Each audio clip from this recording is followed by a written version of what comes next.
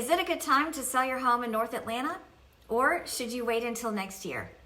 I want to share a specific strategy with you that will allow you to get the highest price when you sell, but also lock in a lower mortgage payment when you buy.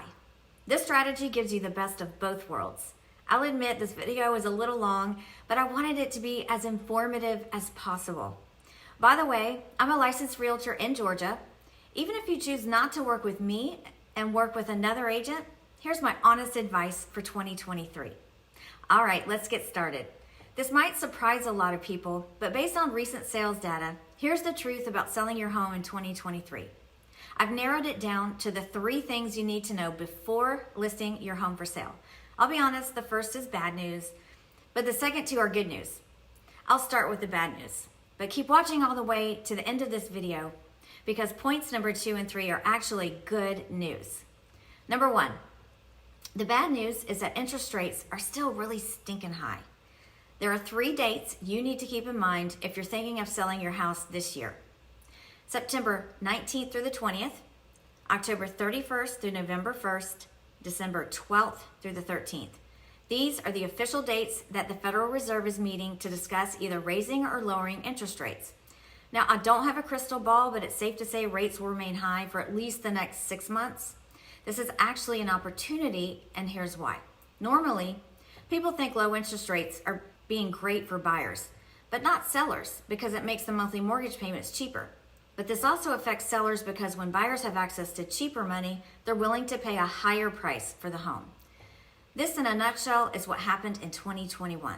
Obviously, this is a great thing for sellers too. The problem with the higher rates right now is that when rates were so low during 2021, many people refied at record low mortgage rates. In fact, almost 85% of homeowners have a mortgage rate that's far below the current rates. They're not super excited about moving if they have to give up a 3% mortgage for a 7% mortgage. Duh. This, more than anything, is keeping inventory really low. For buyers wanting to buy in North Atlanta right now, there's just not many homes to look at. This is true everywhere, not just here in Atlanta.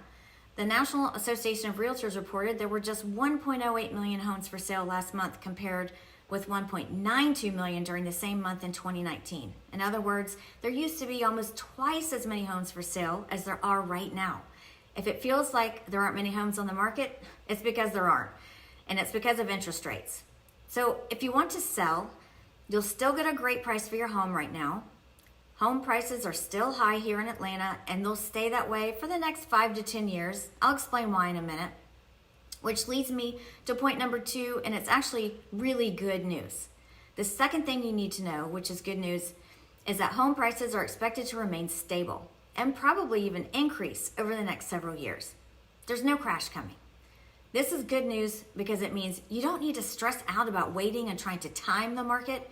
One of the biggest mistakes I see buyers making here is they want to wait until home prices come down or wait until interest rates come down. Waiting is not a good strategy. As the old saying goes, don't wait to buy real estate and wait. This is especially true in 2023 because of one simple word: demographics. The largest generation in American history, the millennials, are reaching peak home buying age this year. This ensures there will be strong, consistent demand for homes for at least the next 5 to 10 years. In other words, prices are not coming down. Even when mortgage rates come down, as they're expected to in 2024, home prices will not come down in any major way. If anything, home prices will probably increase in 2024. This is why you shouldn't wait, because you'll probably pay a higher price. When interest rates become cheaper, people will have more purchasing power, and this will bid up the prices of homes. I fully expect to see crazy multiple offer situations again in 2024 when mortgage rates come down. Unfortunately, it will probably be like 2021 all over again. Which brings me to my third point.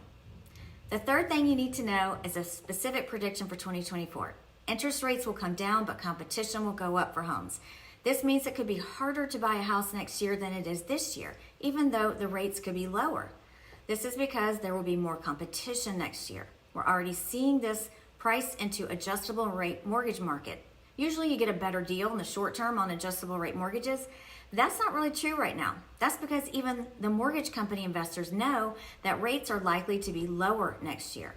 This is why the specific strategy I'm recommending is to buy or sell your home this year, lock in today's home price, and then simply wait until next year, 2024, to refinance the mortgage at a lower rate.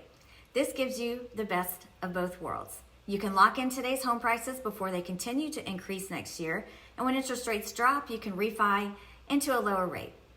Let me know if you have any questions. My cell is 770-778-6182.